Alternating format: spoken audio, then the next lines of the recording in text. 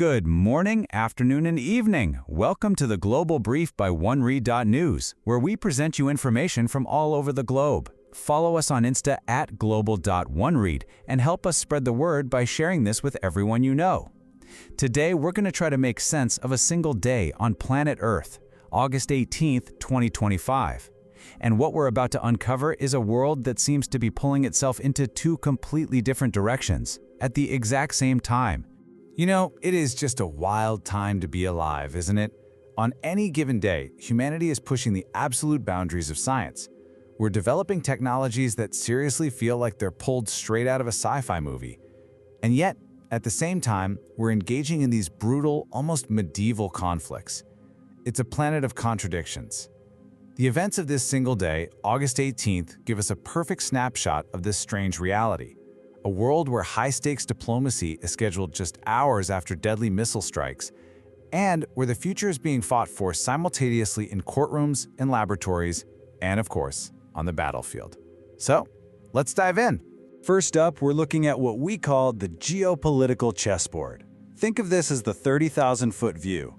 We're looking at the high-level power moves being made by global players. These are the big, strategic decisions that create ripples across the entire globe, and they really set the stage for everything else we're going to explore today. Okay, we're going to start with a number that is, frankly, hard to wrap your head around. $90 billion. That's the value of the US weaponry that Ukraine says it plans to buy. Now, here's the twist. The part that makes this move so incredibly complex. The money isn't coming from Ukraine's own budget. Nope, it's being financed by several European nations, and they're framing it as a long-term security guarantee. Now, you can look at this in two completely opposite ways. On one hand, you could see this as a massive upfront payment for peace. It's Ukraine basically saying, look, we are now armed for a generation, so let's negotiate a lasting deal from a position of serious strength. But there's a more cynical take, right? Is this actually a super shrewd move to make sure the American defense industry, a hugely powerful force in Washington, remains deeply and financially invested in Ukraine's survival? It keeps the production lines humming, and it keeps the political support flowing. So, is it a threat, an investment, or a plea for a permanent alliance? The answer is probably all of the above. So just as that military pressure gets cranked up to a whole new level, the door to diplomacy, which has been pretty much slammed shut, starts to creak open again. After some intense meetings with European leaders, both the White House and Kyiv are now hinting that they're willing to sit down for talks with Russia's Vladimir Putin for the first time in a long, long time. But you have to look at what's motivating everyone here, because it's not the same thing. For the current US administration, brokering any kind of peace deal, even a fragile one, would be a huge political win on the world stage, and a quick one at that. For Ukraine, though, this isn't about short-term politics. This is about its very existence. They need ironclad, long-term security guarantees that can't be broken down the line. And that's the real tension here, right?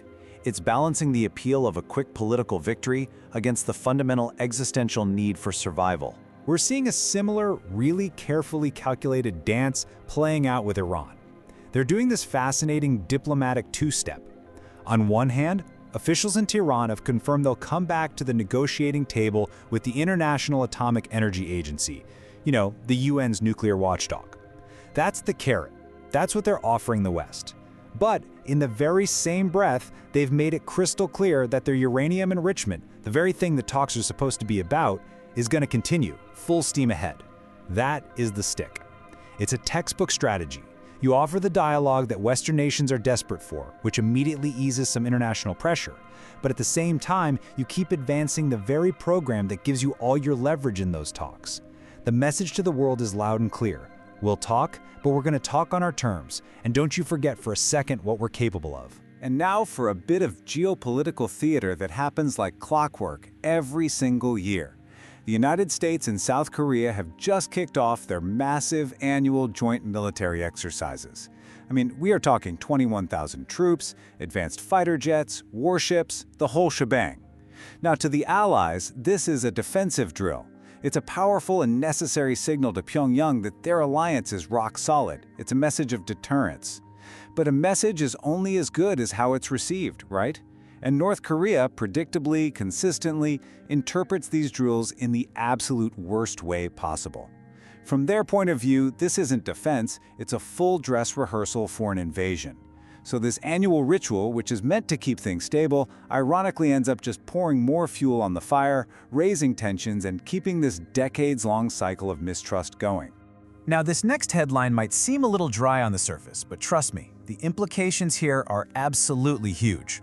The foreign ministers of Japan and Germany have publicly promised to significantly boost their security and defense cooperation.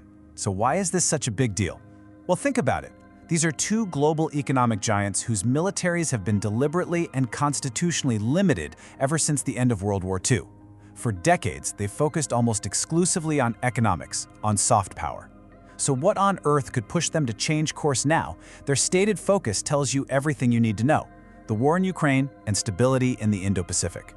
Shared worries over Russian aggression in Europe and Chinese expansionism in Asia are pushing these two historic powers together in a way that would have been completely unthinkable just 10 years ago. It's a quiet but incredibly profound realignment of that global chessboard. Okay, so we've seen the view from the top, the strategies, the big money deals, the posturing.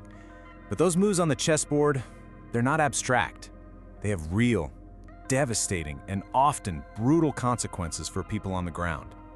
So now we're going to zoom in. We're shifting our focus from the world of geopolitics to the grim human reality of conflict. 52. That's not just a number. It's 52 lives. 52 parents, children, brothers, sisters, 52 civilians massacred by this ISIL-backed rebels in the Democratic Republic of Congo. The details of what happened are just horrific. The attackers from a group called the Allied Democratic Forces, or ADF, used machetes and hoes. This wasn't a battle, it was a slaughter of unarmed people. And the strategy here reveals a cold, brutal logic. This was an act of tragic opportunism.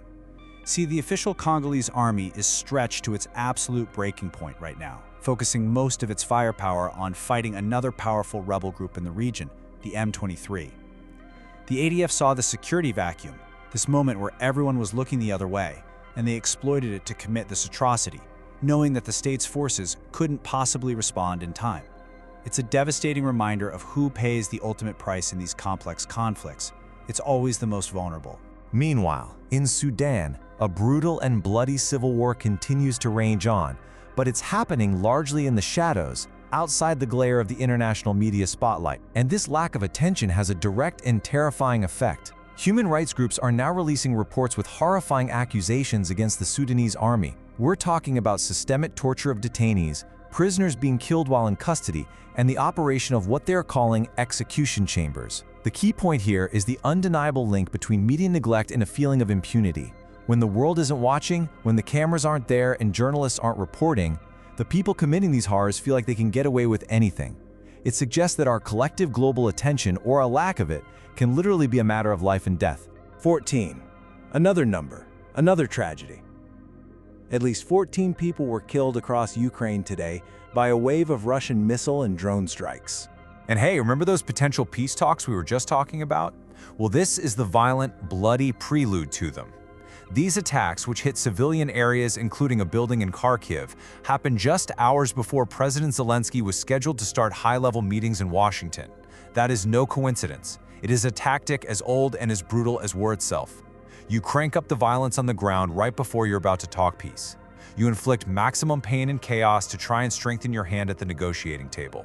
It's a gruesome message sent with missiles, designed to remind everyone involved, especially Ukraine's allies, of the grim, violent alternative to reaching a deal on your opponent's terms. Our last story in this section just perfectly captures this whole day's theme of contradiction. On one hand, there is a genuine glimmer of hope. Mediators have announced that Hamas has accepted a new proposal for a 60-day ceasefire, which would include a hostage and prisoner swap. This move puts the diplomatic pressure squarely on Israel to respond. But at the exact same moment, on the ground, the reality is one of complete fear and panic. Thousands of Palestinian civilians are fleeing parts of Gaza City. Why? Because they're terrified a new large-scale Israeli military offensive is about to begin. This is the heart-wrenching fragility of the situation in its sharpest focus: hope and terror, the rumor of a truce, and the immediate threat of a devastating attack, all existing in the very same agonizing moment. All right, from the battlefield, we're now moving into the courtroom and the press room. This next bunch of stories is all about internal power battles. These are fights over justice, accountability, who gets to tell the story, and ultimately, who gets to control the truth. Here's a story that marks a really significant first. For the first time in its entire history, a court in New Zealand has convicted someone of espionage. The person is a soldier who is found to have white supremacist sympathies.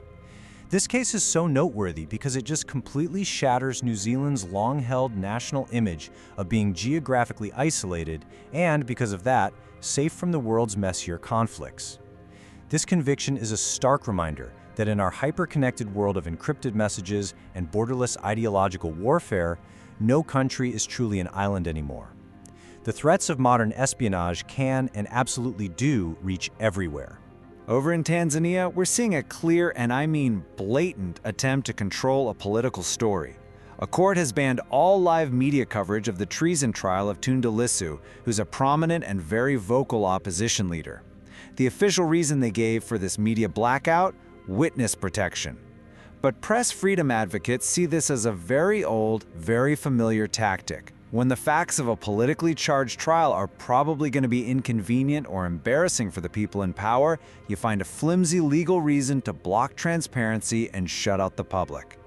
It is a calculated move to make sure that the only version of the story the public ever gets to see is the official, state-approved one. From political justice, we turn to criminal justice. The drug dealer who supplied the ketamine that led to the tragic death of actor Matthew Perry has now agreed to plead guilty to federal charges. But if you look beyond the celebrity headline, there's a much bigger legal story going on here. This case is a really high-profile example of a major strategic shift in how American law enforcement is trying to tackle the devastating overdose crisis. For years and years, the main legal focus was on prosecuting the drug users themselves, but now prosecutors are increasingly and aggressively going up the supply chain. They're charging the dealers and suppliers for the deaths that result from their products. It's a significant and deliberate change in the pursuit of accountability. We're going to end this section in Hong Kong with a trial that many international observers believe is far more about symbolism than it is about actual justice. Final arguments were heard in the national security trial of Jimmy Lai, a pro-democracy media tycoon. He could get a life sentence under this sweeping and controversial national security law that was imposed by Beijing. You know, the verdict is widely considered to be a foregone conclusion. This case isn't just about one man. It's being watched around the world as a really somber milestone. It's seen as the final act in the dismantling of what was once one of Asia's most vibrant and free presses, and it sends a chilling, unmistakable message to any voice of dissent left in the city. All right, for our final section today, let's pull the camera back one last time. We're going to look at the powerful, often much quieter forces that are reshaping our world in really profound ways. Things like economics, technology, and our shared environment. These are the global tides, the deep undercurrents that are slowly but surely changing the map of our future. This simple bar chart tells a massive story about the shifting global economy. Foxconn, the manufacturing giant, has officially started producing the upcoming iPhone 17 in India. Now, for decades, the phrase high-end electronics manufacturing was basically synonymous with one country, China.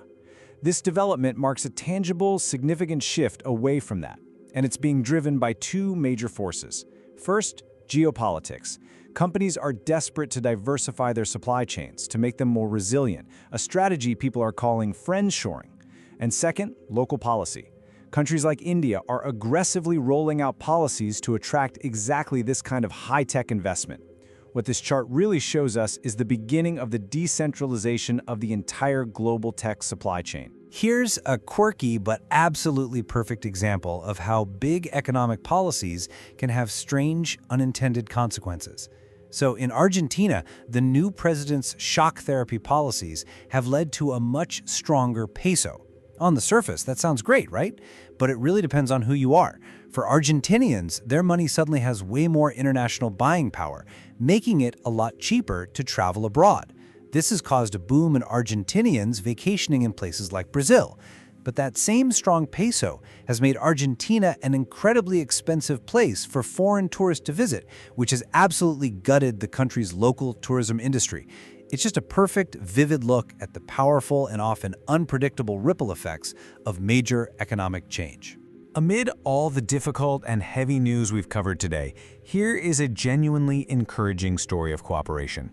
The governments of Mexico, Guatemala, and Belize have all come together to launch a tri-national corridor to protect the vital Maya forest.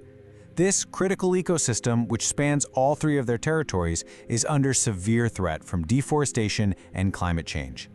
This initiative is a powerful and practical admission of a simple truth. The borders we draw on maps are a human invention.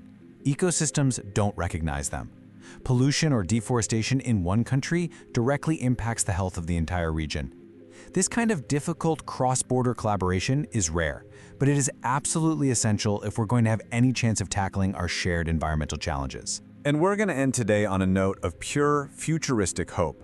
A startup in the UK is using the unique environment of the International Space Station to grow drug crystals. Why on earth would they do that? Well, because in the microgravity of space, you can create crystals that are more perfect and more structurally stable than is possible here on Earth. The ultimate goal? To develop cancer treatments that are so stable they can be administered at home instead of needing a trip to the hospital. I mean, this is truly mind-blowing stuff. It shows that the commercialization of space isn't just about billionaires and satellites anymore. The label Made in Space is becoming a reality for tangible products that could radically change and save lives right here on the ground. So, a single day on Earth shows us two very different stories playing out at once. We've seen handshakes and we've seen missile strikes. We've seen oppression and we've seen incredible innovation. It really seems that for every problem we create, someone somewhere is working on a solution, whether that's a tri-national park to protect a forest or a cancer drug being manufactured in orbit. The real question is, which side is moving faster? Follow us on Spotify and YouTube to listen to this podcast every morning at 8 a.m. GMT. We sincerely hope that by bringing you just the facts, we've empowered you to form your own clear understanding. Our ability to deliver this kind of straightforward news is thanks to listeners like you. If you value this approach, we'd be grateful if you'd share this with your friends. Thank you so much for tuning in. We'll be back with more headlines for you tomorrow morning at 8 a.m. GMT. Until then, keep smiling and making this world a better place for everyone.